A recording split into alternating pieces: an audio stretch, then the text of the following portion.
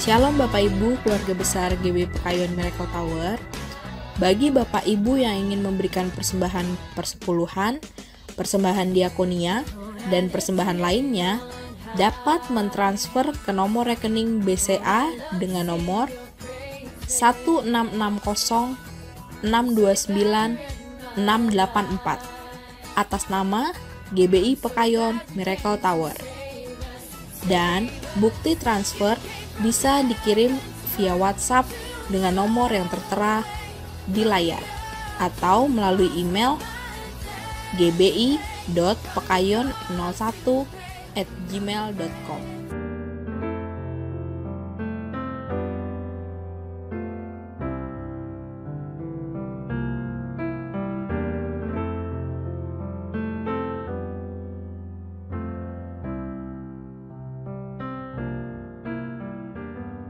Sebelum kita memulai ibadah, mari bersama-sama kita perkatakan dengan iman Mazmur 91 sebagai doa kita. Dalam lindungan Allah. Orang yang duduk dalam lindungan yang maha tinggi dan bermalam dalam naungan yang maha kuasa akan berkata kepada Tuhan, tempat perlindunganku dan kubu pertahananku, Allahku yang kupercayai. Sungguh, dialah yang akan melepaskan engkau dari jerat penangkap burung, dari penyakit sampar yang busuk. Dengan kepaknya ia akan menudungi engkau, di bawah sayapnya engkau akan berlindung, kesetiaannya ialah perisai dan pagar tembok. Engkau tak usah takut terhadap kedahsyatan malam, terhadap panah yang terbang di waktu siang, terhadap penyakit sampar yang berjalan di dalam gelap, terhadap penyakit menular yang mengamuk di waktu petang. Walau 1000 orang rebah di sisimu dan 10.000 di sebelah kananmu, tetapi itu tidak akan menimpamu. Engkau hanya menontonnya dengan matamu sendiri dan melihat pembalasan terhadap orang-orang fasik. Sebab Tuhan ialah tempat perlindunganmu, yang maha tinggi telah kau buat tempat perteduhanmu. Malapetaka tidak akan menimpa kamu, dan tulah tidak akan mendekat kepada kemahmu. Sebab malaikat-malaikatnya akan diperintahkannya kepadamu untuk menjaga engkau di segala jalanmu. Mereka akan menatang engkau di atas tangannya, supaya kakimu jangan terantuk kepada batu. Singa dan ular tedung akan kau langkahi, engkau akan menginjak anak singa dan ular naga. Sungguh hatinya melekat kepadaku, maka aku akan meluputkannya. Aku akan membentenginya sebab ia mengenal namaku. Bila ia berseru kepadaku, aku akan menjawab. Aku akan menyertai dia dalam kesesakan. Aku akan meluputkannya dan memuliakannya. Dengan panjang umur akan kukenyangkan dia dan akan kuperlihatkan kepadanya keselamatan daripadaku. Shalom Bapak Ibu terkasih dalam Yesus Kristus. Kita akan memulai ibadah online kita pagi hari ini. Siapkan hati, kita bersatu dalam doa. Terima kasih Tuhan Yesus yang baik buat kebaikan atas hidup kami Tuhan. Kami datang untuk memuji dan nyembah-Mu Tuhan Yesus. Biarlah Tuhan bekerja atas hadirat kami Tuhan Yesus. Tuhan yang urapi setiap kami Tuhan Yesus. Terima kasih Tuhan. Penuhi kami Yesus.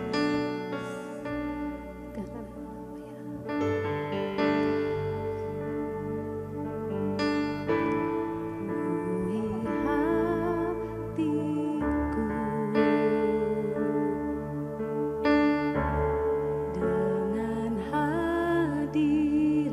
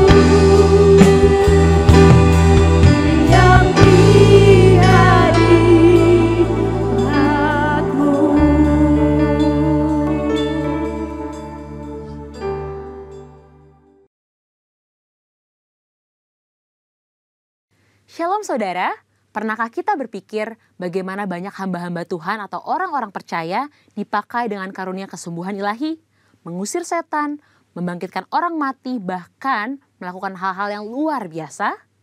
Misalnya di dalam Alkitab, Musa, Paulus, Petrus, dan banyak tokoh iman lainnya melakukan hal-hal yang luar biasa. Ada satu kesamaan dari semua tokoh-tokoh tersebut, yaitu pengurapan Tuhan yang luar biasa ada pada mereka. Sesungguhnya pengurapan dari Tuhan adalah penting bagi orang percaya. Dalam edisi Voice of Pentecost kali ini, kita akan membahas mengenai pengurapan dalam pelayanan dan kehidupan orang percaya. Di dalam Perjanjian Lama, tindakan pengurapan dilaksanakan pada acara ritual keagamaan, seperti penhabisan imam besar, penhabisan imam yang melayani, pengangkatan seorang raja, serta pengangkatan seorang nabi. Di dalam Perjanjian Lama, memang hanya orang-orang yang khususlah yang dapat menerima pengurapan. Sedangkan dalam Perjanjian Baru, pengurapan diberikan kepada orang-orang yang percaya kepada Yesus Kristus. Dalam Perjanjian Lama, instrumen yang sering kali dipakai dalam pengurapan adalah minyak.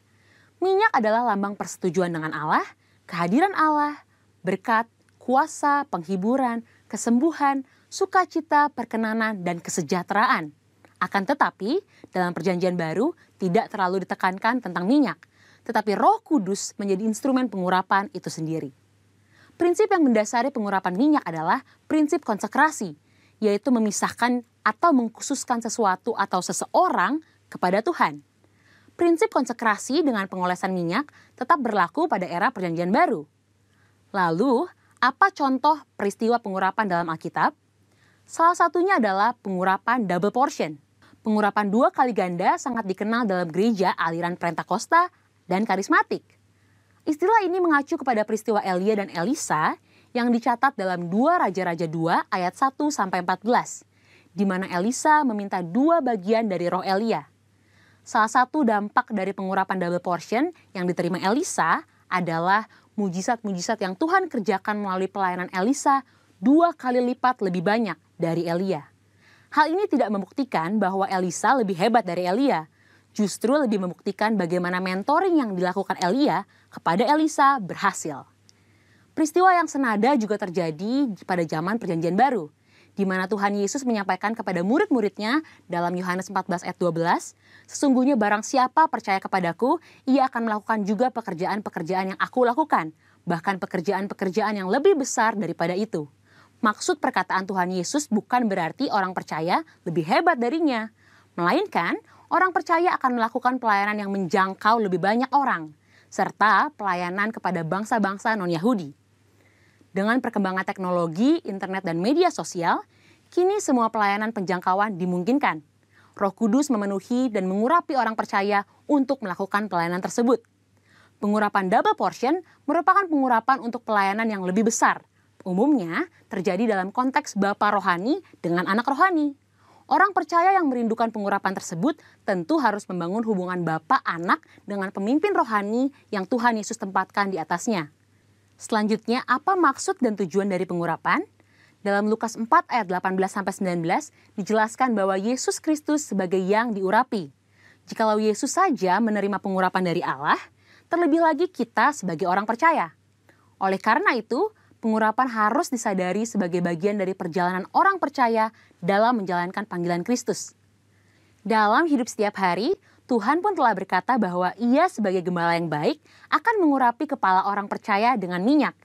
Pengurapan yang diberikan kepada orang-orang percaya dalam era Perjanjian Baru bukanlah untuk tujuan keselamatan atau berkat secara jasmani, namun untuk tujuan pelayanan, yaitu pemberitaan Injil dan menyatakan kuasa Allah. Dan yang terakhir, pengurapan merupakan bagian tidak terpisahkan dari hidup orang percaya. Salah satu yang membedakan antara orang percaya dengan orang yang belum percaya adalah adanya pengurapan Tuhan dalam hidupnya. Sebagai pengikut Kristus, pengurapan bukanlah sesuatu yang asing, melainkan menjadi bagian yang penting dalam perjalanan iman dan keseharian kita. Dengan demikian, orang yang percaya kepada Kristus sudah seharusnya menjadikan pengurapan sebagai bagian yang penting dan tidak terpisahkan dari hidup mereka. Sekarang adalah era Pentakosta yang ketiga, di mana orang percaya menjadi the messenger of the third Pentecost. Dan pengurapan sungguh sangat kita perlukan untuk menuntaskan amanat anggungnya. misi kerajaannya tidak dapat dilakukan dengan kekuatan kita sendiri. Jadi, kita jangan sampai melewatkan kesempatan untuk menerima pengurapan dari Tuhan melalui para pemimpin rohani kita. Mari terima pengurapan Tuhan dengan iman dan mulai melangkah untuk mengerjakan apa yang Roh Kudus perintahkan di dalam hidup kita. Tuhan Yesus memberkati.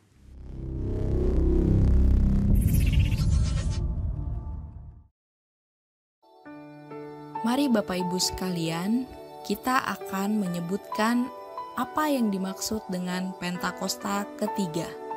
1. Pentakosta ketiga adalah pencurahan Roh Kudus yang dahsyat di zaman now, melebihi yang terjadi di Azusa Street. 2.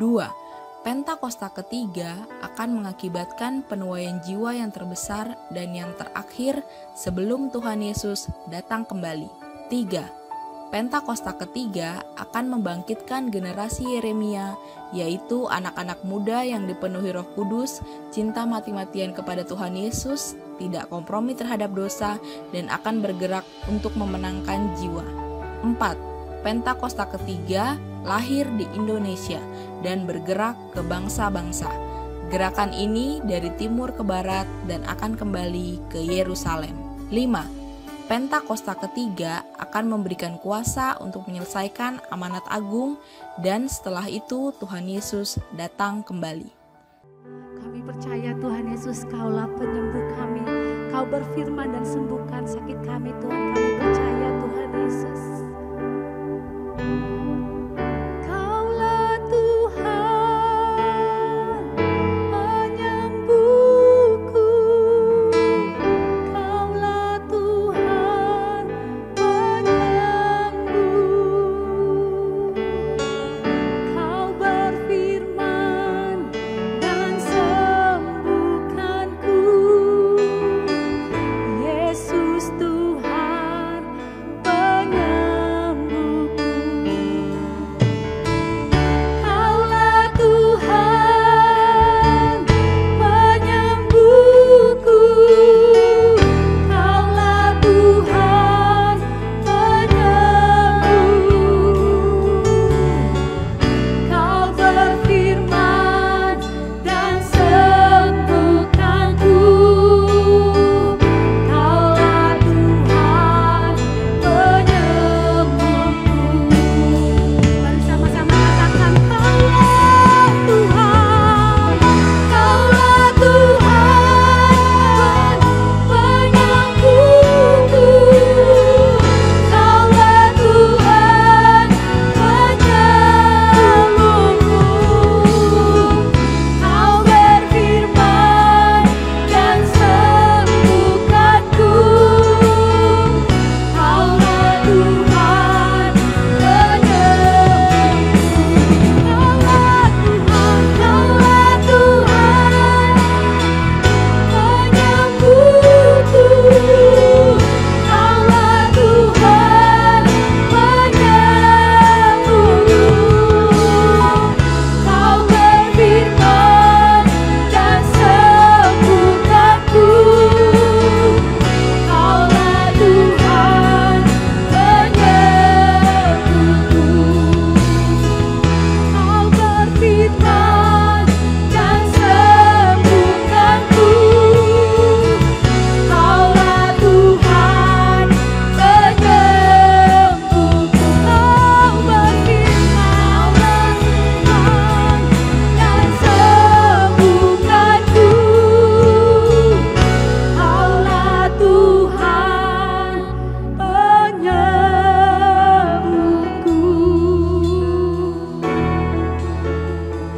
Kaulah Tuhan penyembuh. Kau hadir di tempat ini Tuhan. Your presence, I need you Lord. You are here, moving in the midst. I worship you. I worship you. You are here, working in this place. I worship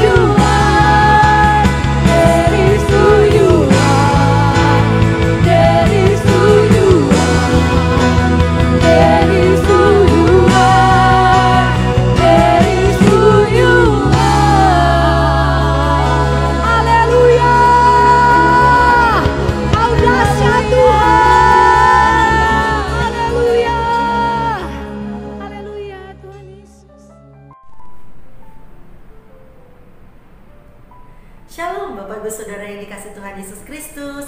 Puji Tuhan, hari ini kita memasuki minggu terakhir di bulan November. Dan artinya kurang lebih 11 bulan Tuhan sertai kita dengan begitu luar biasa. Haleluya, hari ini kita akan sama-sama dengar firman Tuhan. Mari sebelumnya satukan hati kita berdoa. Bapak, terima kasih untuk hari yang luar biasa Engkau jadikan buat kami. Kami merasakan kebaikan-Mu, kami merasakan campur tangan-Mu Tuhan di dalam kehidupan kami. Dan saat ini ya Tuhan, kami mau buka hati untuk dengar firman Tuhan. Berfirmanlah, sampaikanlah yang menjadi isi hati-Mu ya Tuhan, sehingga kami semua boleh diubahkan hari-hari ini ya Tuhan untuk jadi lebih seperti Kristus. Terpujilah Tuhan, di dalam nama Yesus Kristus kami berdoa. Haleluya, amin. Baik, Bapak Ibu Saudara yang dikasih Tuhan Yesus Kristus, kita percaya bahwa segala situasi ataupun kondisi yang kita alami hari-hari ini Tuhan berkarya dengan dahsyat. Ya, 9 bulan lebih Indonesia khususnya mengalami pandemi, dan kita semua juga pasti banyak mengalami perubahan dalam segala rencana, dalam segala pilihan-pilihan, keputusan-keputusan juga. Tapi saya percaya semua diizinkan Tuhan pasti untuk mendatangkan kebaikan buat kita yang percaya. Bapak Ibu Saudara, di hari-hari ini banyak orang memandang bukan hari yang baik. Banyak orang melihat bahwa keadaan akan makin sulit ke depan. Banyak orang akan melihat bahwa ada kegelapan di depan. Tetapi kita orang yang percaya dalam Kristus Tuhan tahu satu hal, bahwa apapun yang terjadi Yesus tetap jadi pengharapan buat setiap kita. Saya rindu untuk membagikan satu hal Bapak Ibu Saudara, apa yang mesti kita kerjakan di hari-hari yang jahat ini. Dan dikatakan oleh banyak hamba Tuhan, firman Tuhan juga menyatakan bahwa ini adalah waktu-waktu yang sangat-sangat krusial, di mana Tuhan Yesus akan segera datang untuk yang kedua kali. Gembala sidang kita, Pak Niko, terus menyampaikan tentang hal ini, untuk kita terus berjaga-jaga, untuk kita terus waspada, karena kita tidak tahu harinya. Tetapi buat kita yang mengerti tentang hal ini, kita akan terus senantiasa berpegang kepada firman Tuhan dan hidup sesuai dengan kehendaknya. Saya rindu untuk kita sama-sama membuka di dalam 1 Tesalonika 5 ayat 5 dan 6. 1 Tesalonika 5 ayat 5 sampai 6. Ini yang firman Tuhan sampaikan melalui gembala sidang pembina kita juga. Dan saya rindu untuk berbagi sesuatu dari sharing firman Tuhan hari ini. Firman Tuhan berkata, karena kamu semua adalah anak-anak terang dan anak-anak siang. Kita bukanlah orang-orang malam atau orang-orang kegelapan. Sebab itu, baiklah jangan kita tidur seperti orang-orang lain, tetapi berjaga-jaga dan sadar. Bapak Ibu Saudara, dikatakan begini, situasi kondisi apapun di sekitar kita, kegelapan apapun yang mungkin orang-orang katakan tentang hari-hari ini, tapi tidak mengubah sebuah fakta bahwa kita adalah anak-anak terang. Panggilan setiap orang percaya di dalam Kristus adalah menjadi garam dan terang dunia, Bapak Ibu Saudara. Dan menjelang hari-hari terakhir ini, menjelang kedatangan Yesus Kristus yang kedua kali ini, Tuhan mengingatkan dalam 1 Tesalonika 5 ayat 5 sampai 6 ini, kita adalah anak-anak terang dan anak-anak siang, bukan orang-orang malam atau orang-orang yang tinggal dalam kegelapan. Bapak Ibu Saudara, firman Tuhan katakan sebagai anak-anak terang, jangan tidur. Hari-hari ini waktunya kita tetap bangun dan berjaga-jaga serta sadar. Nah, sekarang bagaimana kita bisa terus menjaga diri kita sebagai anak-anak terang? Bagaimana kita bisa terus mengerjakan bagian kita panggilan sebagai terang itu? Bapak Ibu Saudara, kalau kita lihat di ayat yang ke-6, di situ disampaikan bahwa seorang anak-anak terang itu memiliki 2 ciri. Yang pertama, mereka pasti berjaga-jaga, dan yang kedua, pasti akan sadar. Yang pertama, berjaga-jaga Bapak Ibu Saudara. Berjaga-jaga, saya coba cari artinya lebih dalam lagi. Ternyata salah satu arti kata berjaga-jaga itu adalah tampil, muncul, aktif. Aktif juga bicara tentang bangun. Apanya saudara yang ditampilkan, apa yang dimunculkan, apa yang perlu diaktifkan. Ternyata Bapak Ibu Saudara, ini bicara tentang kita mengaktifkan roh kita, spirit kita di hari-hari yang jahat ini, di hari-hari yang luar biasa penuh proses ini. Firman Tuhan katakan untuk kita tetap mengaktifkan roh kita. Biarlah rohmu menyala-nyala dan layanilah Tuhan. Bapak Ibu Saudara, di dalam kondisi seperti ini jangan berhenti untuk kita mencari Tuhan.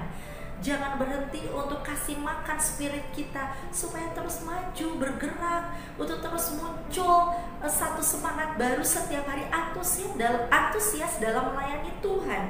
Nah, Bapak Ibu Saudara, di masa-masa ini justru kita mau terus bangkitkan roh kita. Munculkan spirit yang menyala-nyala itu. Bagaimana caranya Bapak Ibu Saudara? Caranya adalah apa saja yang membuat roh kita untuk terus bertumbuh, mari kejar itu. Contohnya, tentu saja roh kita akan terus menyala-nyala kalau kita terhubung sama sumber energi kita yang utama, yaitu Kristus. Dalam Yohanes dikatakan Bapak Ibu Saudara bahwa di luar Kristus kita tidak bisa berbuat apa-apa. Kita mesti tinggal di dalam Dia dan Dia di dalam kita, maka kita akan berbuah banyak. Saudara, kita yang punya handphone atau laptop pasti mengerti ketika handphone kita sudah mulai lemah baterai, lowbat begitu ya, pasti ada beberapa fungsi dari handphone kita yang tidak bisa berjalan dengan maksimal. Pasti kita akan buru-buru cari charger untuk menghidupkan lagi baterainya, buat baterainya lebih full lagi sehingga aplikasi dalam handphone tersebut bisa bekerja dengan maksimal. Nah, begitu juga kita Bapak Ibu Saudara, kalau kita rindu roh kita menyala-nyala full energi ya, kita harus mau nggak mau terkoneksi terus sama Bapak kita di sorga 24 jam, 7 jam, 7 hari seminggu. Bapak Ibu Saudara, kita mesti terus melekat sama Tuhan. Tidak ada yang bisa kita lakukan di luar Dia. Itu sebabnya Bapak Ibu Saudara, hari ini justru kita banyak melekat sama Dia. Kita cari Tuhan lebih lagi. Itu yang membuat roh kita aktif, membuat roh kita makin terus antusias, menyala-nyala bagi Tuhan. Hal lain yang bisa terus membuat roh kita aktif, semangat terus dalam Tuhan, saya percaya Bapak Ibu Saudara, selain kita terkoneksi dengan sumber kehidupan kita juga terus terkoneksi dengan saudara-saudara seiman. Di masa-masa pandemi ini kita masih semua ibadah secara online. Mari Bapak Ibu Saudara, jangan menjauhkan diri dari ibadah-ibadah tersebut. Justru kita makin terus bersekutu dengan saudara-saudara seiman kita lewat rumah doa, lewat ibadah-ibadah seperti ini, lewat ibadah-ibadah tengah minggu, ataupun pembelajaran Alkitab yang diadakan secara online. Lewat persekutuan dengan orang-orang seiman, disitulah kita akan dikuatkan. Semua saling menasihati, semua saling menguatkan. Dan hari-hari terakhir ini Tuhan juga mengingatkan dalam firman-Nya, hendaklah kita saling membangun, saling menasihati, supaya kita semua makin kuat dan berkemenangan di dalam setiap proses kehidupan ini. Dan Bapak Ibu Saudara, hal lain yang juga menguatkan kita, menguatkan roh kita hari-hari ini ya, dari kata berjaga-jaga Bapak Ibu Saudara, arti yang lainnya adalah kita memfokuskan, memberi perhatian lebih kepada firman Tuhan. Mari dengar baik apa yang menjadi visi lewat pemimpin-pemimpin kita di atas, lewat gembala sidang kita, tuntunan-tuntunan, arahan-arahan Tuhan, lewat saat teduh pribadi Tuhan bicara tentang apa dalam kehidupan kita. Mari perhatikan lebih lagi Bapak Ibu Saudara hari-hari ini. Kemudian juga perhatikan apa yang menjadi nubuatan-nubuatan. Memang nubuatan-nubuatan harus diuji, tetapi kita juga jangan pernah remehkan Bapak Ibu Saudara. Nah, karena itu hari-hari ini mari terus berjaga-jaga. Aktifkan spirit kita Bapak Ibu Saudara. Koneksikan hidup kita untuk bersekutu dengan Tuhan, dengan saudara seiman. Dan kita fokus terus dengan firman Tuhan. Jangan lewatkan baca Alkitab kita Bapak Ibu Saudara. Karena lewat firman Tuhan itu yang akan menuntun kita hari demi hari. Ke depan ini kita tidak tahu apa yang akan terjadi, tapi firman Tuhan akan memberikan kemenangan demi kemenangan. Amin. Yang kedua Bapak Ibu Saudara, ciri dari anak terang itu adalah sadar. Sadar artinya menjaga diri dari segala hal yang memabukkan Bapak Ibu Saudara. Memabukkan ini bicara secara rohaninya itu hal-hal yang membuat kita jadi gak fokus, hal-hal yang membuat kita jadi kacau pikirannya, sehingga membuat jam-jam doa kita jadi berantakan, atau bahkan berkurang, atau bahkan sama sekali hari-hari ini jarang berdoa. Kita jadi tidak disiplin dengan kehidupan kerohanian kita, Bapak Ibu Saudara. Nah, mari kita renungkan sama-sama apa hal-hal yang memabukkan tersebut. Dan biar kiranya kita boleh sadar lagi, balik lagi. Karena hari-hari yang jahat ini kita perlu terus memusatkan perhatian seperti yang tadi saya sampaikan.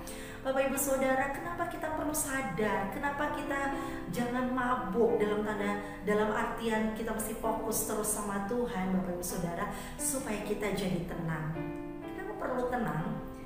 Mari baca di 1 Petrus 4 ayat 7 dikatakan begini, kesudahan segala sesuatu sudah dekat.